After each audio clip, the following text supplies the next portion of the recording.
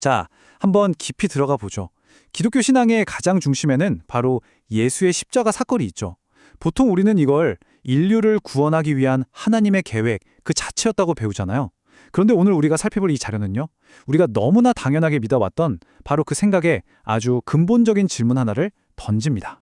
이 자료가 제시하는 핵심 질문 바로 이겁니다. 예수님의 십자가형이 정말 처음부터 정해진 바꿀 수 없는 하나님의 유일한 계획이었을까? 상당히 도발적인 질문이죠. 이 질문을 따라서 한번 쭉 따라가 보겠습니다. 자, 첫 번째 섹션은 십자가에 대한 한 가지 의문입니다. 이 자료는 먼저 우리가 너무나 당연하게 여겼던 이 사건을 한번 전혀 다른 관도에서 다시 들여다보자고 제안하는 거예요. 이 주장의 출발점은 아주 명확해요. 십자가의 의미를 제대로 알려면 그 전에 먼저 메시아가 애초에 이 땅에 왜 오셨는가, 그 본래 목적부터 알아야 한다는 거죠. 순서가 그렇다는 겁니다. 자, 그렇다면 메시아의 본래 목표는 과연 무엇이었을까요? 이 자료가 설명하는 완전한 구원이라는 게 대체 어떤 그림인지 한번 살펴보겠습니다. 이 자료에서 가장 중요한 개념이 나오는데 바로 완전한 구원입니다. 근데 여기서 정말 흥미로운 점은 이게 그냥 영적인 차원의 이야기가 아니라는 거예요.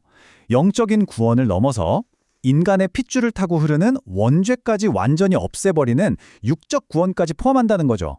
그래서 궁극적으로는 이 땅 위에 문자 그대로의 천국을 건설하는 것이었다. 이렇게 설명합니다. 이걸 좀 더 구체적으로 한번 그려볼까요? 이 자료의 논리를 따라가면 만약 완전한 구원이 이루어졌다면 이 땅에 진짜 천국이 건설되고 인간은 원죄가 아예 없는 상태로 돌아가는 거예요. 그러면 어떻게 될까요? 더는 우리를 구원해줄 구세주도 필요 없고 심지어 죄를 용서해달라는 기도조차 필요 없는 세상이 됐을 거라는 거죠. 그리고 죄 없는 자녀를 낳게 되는 거고요. 자, 그럼 여기서 당연히 이런 질문이 나올 수밖에 없죠? 과연 예수님의 십자가가 방금 설명한 그 어마어마한 사명을 정말 다 완수했을까요? 이 자료는 이 질문에 대해서 아주 단호하게 아니라고 대답합니다. 그리고 왜 그렇게밖에 볼 수 없는지 그 이유를 분석하기 시작하죠. 이 표를 보시면 그 차이가 한눈에 들어오실 텐데요. 자료에 따르면 십자가는 우리가 살면서 짓는 개인전인 죄, 즉 자범죄를 사하는 영적 구원의 길은 열어주셨다는 겁니다. 하지만 혈통으로 계속 이어지는 뿌리 깊은 원죄 자체를 뽑아버리는 육적 구원은 이루지 못했다고 보는 거죠. 그 증거로 뭘 드냐면요. 바로 신앙의 거인이라고 불리는 사도 바울의 고백을 예로 들어요. 바울조차도 육신의 죄 때문에 끊임없이 고통스러워했잖아요. 아무리 믿음이 좋은 신자라도 여전히 원죄를 가진 자녀를 낳고 있고 구원을 받기 위해 계속 기도해야만 하는 이 현실 자체가 바로 완전한 구원이 아직 오지 않았다는 명백한 증거라는 겁니다. 그렇다면 도대체 왜 원래 계획이 틀어졌을까요? 이 자료는 그 원인을 신이 아니라 바로 인간에게서 찾습니다. 자, 이게 정말 이 자료의 핵심 주장인데요. 십자가는 하나님이 처음부터 정해놓은 필연적인 길이 아니었다는 거예요. 그게 아니라 당시 사람들의 불신과 무지, 즉 인간이 자기 책임을 다하지 못했기 때문에 어쩔 수 없이 가게 된 비극적인 결과였다. 이렇게 보는 거죠. 그 근거로 드는 첫 번째 성경 구절이 바로 이겁니다. 예수님이 직접 하신 탄식인데요. 내가 정말 너희를 품으려고 했는데 너희가 원하지 않았다.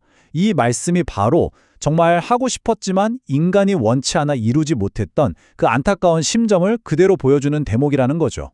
그리고 또 하나의 결정적인 구절을 제시하는데요. 이 말씀은 정말 직접적으로 이야기하고 있죠. 십자가 사건이 그들의 무지, 즉 몰랐기 때문에 일어났다는 겁니다. 만약 그들이 예수님이 누구신지 제대로 알았더라면 절대 영광의 주를 십자가에 못 박지 않았을 거라는 거죠. 이 자료의 설명을 따라가 보면 하나님은 정말 오랫동안 준비를 하셨어요. 수천 년 동안 수많은 예언자들을 보냈고 마지막엔 세례 요한이라는 증인까지 보내서 자, 이제 곧 메시아가 온다고 알려주셨다는 거죠. 예수님 자신도 수많은 기적을 행하며 스스로를 증명하셨고요. 그런데 결과는 뭐였죠? 결국 사람들은 믿지 않고 그를 거부했다는 겁니다. 와, 이 부분이 정말 흥미로운 해석인데요.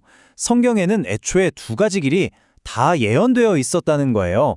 하나는 왕으로 오시는 영광의 예언, 또 하나는 고난받는 고난의 예언, 그리고 어떤 길로 갈지는 전적으로 인간의 선택, 즉 믿느냐 믿지 않느냐에 달려 있었다는 거죠. 그런데 결국 인류가 불신을 선택하면서 고난의 길로 가게 되었다는 겁니다.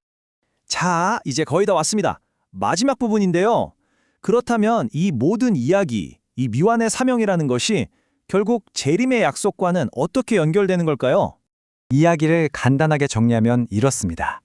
인간이 믿지 않아서 십자가라는 고난의 길을 가게 됐고 그 결과 원래 목표였던 영광의 예언, 다시 말해 이 땅에 하나님의 나라를 세우는 그 과업은 아직 미완성인 상태로 남게 됐다는 거죠. 그래서 이 자료의 논리가 이렇게 딱 정리됩니다. 첫째, 십자가로 영적인 구원의 길은 열렸다. 하지만 둘째, 원죄를 완전히 없애는 육적 구원은 아직 남아있다. 그렇기 때문에 셋째, 이 남은 과업을 마무리하기 위해서 반드시 다시 오셔야 한다. 이것이 바로 재림이 필요한 이유라는 겁니다. 결국 이 자료가 주장하는 재림의 목적은 뭔가 완전히 새로운 일을 하기 위해서가 아니라는 거예요. 바로 2000년 전에 시작했지만 인간의 실패로 중단되었던 그 원래의 사명, 완전한 구원을 마침내 완성하러 오신다는 겁니다. 자, 이 자료의 논리를 쭉 따라와 보셨는데요. 만약 첫 번째 오심, 즉 초림이 인간의 불신 때문에 중단된 미완의 역사였다면 이 자료가 말하는 재림의 진짜 목적은 무엇이 될까요?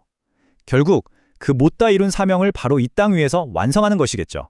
이 질문을 한번 곱씹어 보시면서 오늘 이야기를 마무리하겠습니다.